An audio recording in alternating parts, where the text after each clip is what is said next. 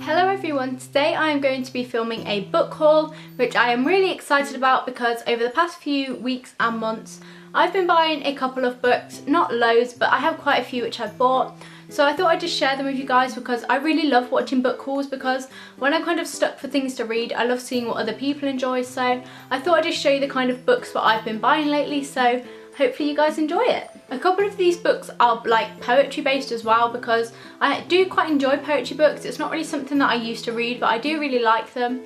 And one of them is for school as well. And I'm going to start off with my two books which I have got for college. So the first one that I have is a poetry book, and this is Feminine Gospels by Carol Ann Duffy. And this is just a collection of poems kind of based around a variety of topics, but the main one being feminism and criticism of society. And this is one of my A-level texts, so probably isn't something I'd usually pick out, but I do actually really enjoy the books in here, the poems in here. A lot of them are more general, just kind of insulting society basically and bashing them for everything that is wrong, like expectations of women and things like that. But there's also some really personal poems in here as well about like motherhood and things like that. And it's actually a really good book of poems, so maybe if you're not like that into poetry but you want to try one, this is a really good one because it has quite a variety of topics in it, but it's quite relatable to modern times because this was written about 10 years ago I think, so it's still pretty modern and up to date compared to some other poetry that you'd find. But so far I'm actually really enjoying analysing the poems and kind of finding out more about the context behind why they were written and like the kind of things that they were written about. So the other text that I have for college is one of my favourites, and it's the Handmaid's Tale by Margaret Atwood, and we were given this last week and I've almost finished it. I am about, let me find my post-it note. I am here, so I've only got a little chunk left, and I actually have read so far ahead. We're only up to analysing chapter 3, but I am almost at the end of the book because it's one of those books where it's really addictive and you can't put it down.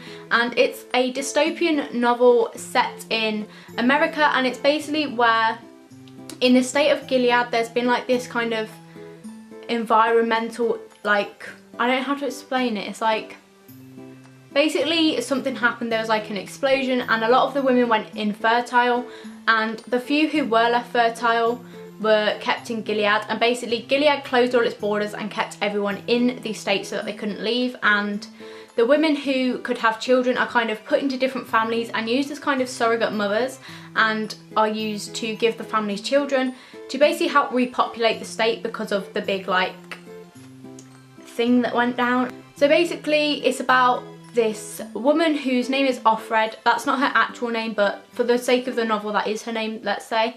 So Offred is one of the handmaids, and she is a fertile woman who has to kind of try and get pregnant to provide for a family, otherwise she gets shipped out and basically has bad stuff happen to her, or she just gets killed. And there's a lot more to it than that. There's like a lot of sketchy things going on within the novel, and I just really like, I don't really know what it is, I really like the narrative of it, and I just like the dystopian kind of vibes, to be honest. But I don't know, if you're into kind of fantasy dystopian stuff, I'd really recommend this one. It has kind of got a more historical background behind it, which I find really interesting because I really love knowing the context behind these kind of things. But it's a really good novel, and it's one of those books that you just can't put down. It's a really addictive read, and I would definitely recommend it to anyone, even if you're not studying English. It's just a really cool book basically. The next one I have is one that I bought a few months ago over summer to read, and I think I read this in a day or maybe two. Another one of those books that you just can't put down, and it has so many plot twists and it's just like awesome basically. So this book is Everything by Nicola Yoon, I think I'm pronouncing her name right. And this book is basically about a girl called Maddie, and she is allergic to basically everything and is kept in her room and only sees her mother and like a nurse. And then this boy moves in across the road and basically changes everything, as all of these novels do.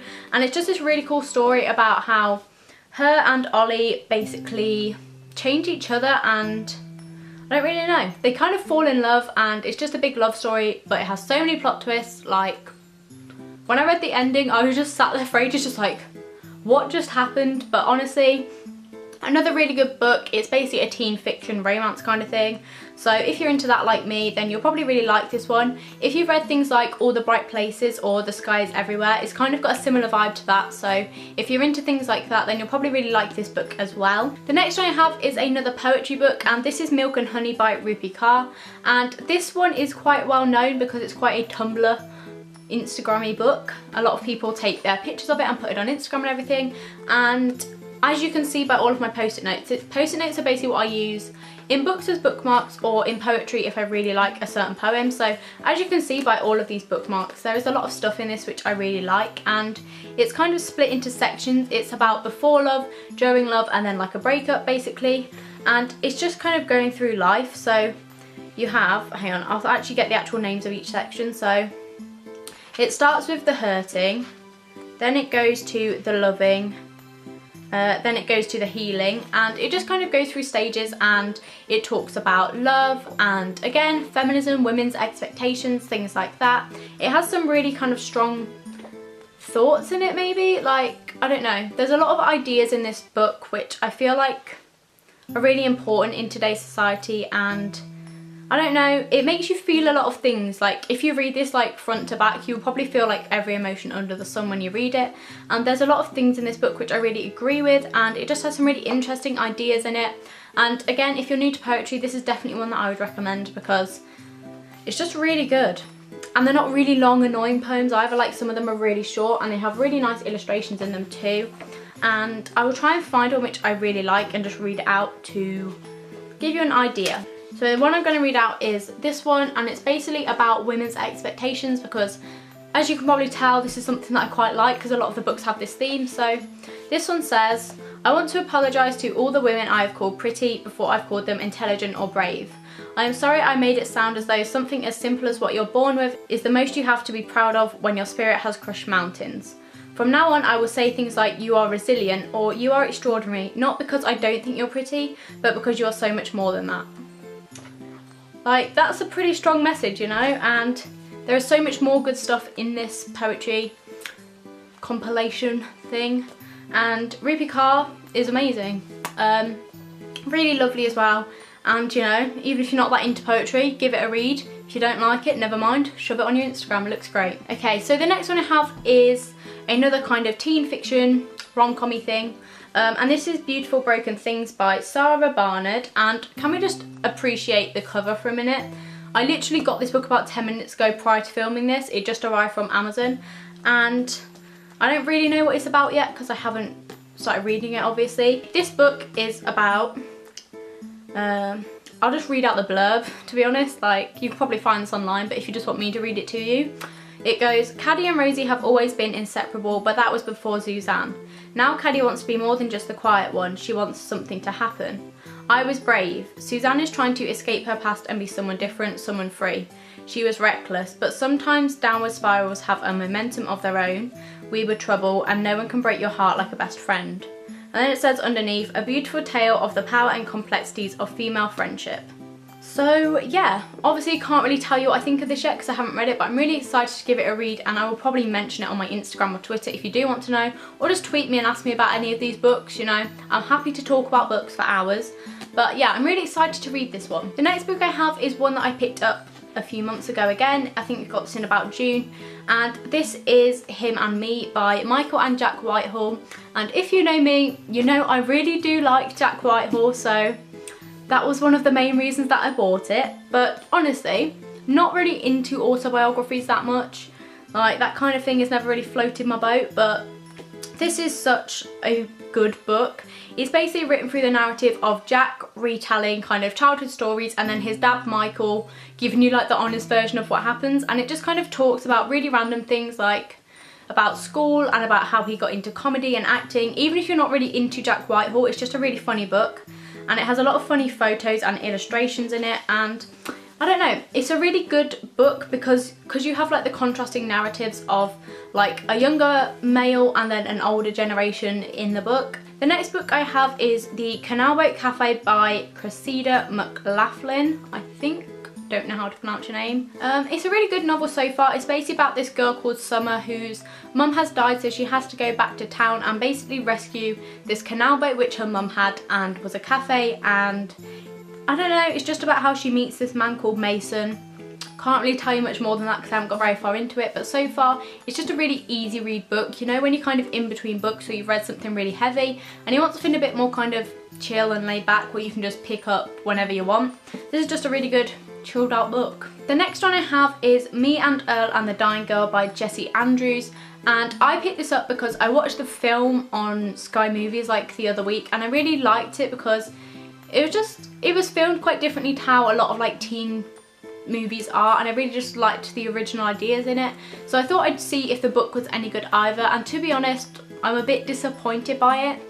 Like, the ideas in the book are good and it's not like bad or anything, but it's not like, you know how some books you just pick them up and can't put them down and they just flow really easily. This one is one that I've actually like abandoned mid-book, and it's very rare that I just abandon a book and don't finish it. Found it a bit hard to read, to be honest. Didn't really flow as well as other books I've read, and I don't know.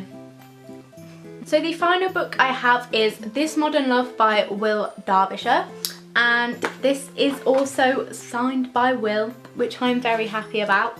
And if you don't know what this is, it's basically a compilation of letters which Will's viewers sent in from around the world just about love in general, so having a crush, being in a relationship and then having a breakup, and it's all of these letters dedicated to whoever their significant other is, and this is just such a great book. Like, it's one of those ones where you don't really have to read the whole thing for it to make sense. You can just pick it up and read a random page, and there's some really like beautiful words in this, and I love the fact that this book is basically just a way for Will's viewers to get involved in something and share what they think and stuff, and it also has some really nice kind of photography and stuff in it, and it's just a really beautifully written book. And it says here, I'll just read you the blurb to kind of give you an idea of what it's about. So it says, based on over 15,000 submissions from nearly 100 countries, This Modern Love is a unique crowdsourced book that gets to the heart of modern relationships. Tender, funny and cathartic, these letters, tweets and photos remind us that whether we are in or out of love, we are not alone. Couldn't really word it better myself, to be honest. It's, yeah, just a compilation of things about love. Obviously, if you're not really into romancy things, you might not like it, but if you're a big soft creature like myself, then you'll probably really like this one. You know, it's about romance, but at the same time it's a bit different to other things that I've read. Anyway, so those are all of the books that I have been picking up recently. Some of them are good, some of them are not so good. But yeah, I hope you guys enjoyed seeing what books I've been buying. Might give you more of an idea about me based on what I read, to be honest. A lot of them are like romance, even though I'm the most single person ever. But yeah, like, I hope you guys enjoyed seeing the books I buy. If you want me to do videos like about my absolute favourite books, maybe based on different genres and stuff, like, I don't know, give me some ideas. Non-fiction books, I have a couple of like biographies and stuff which I do quite like, to be honest, even though I said I didn't like them. Like, I don't know, let me know what kind of books you guys like and what you would like me to talk about, or I can just do full in-depth reviews on certain books if that's what you guys want. Basically, let me know what you want to see book-wise, and I will try and do that. But yeah, that is everything I have to say today. I really hope you guys enjoyed this video. If you did, don't forget to give it a big thumbs up because I really appreciate that, and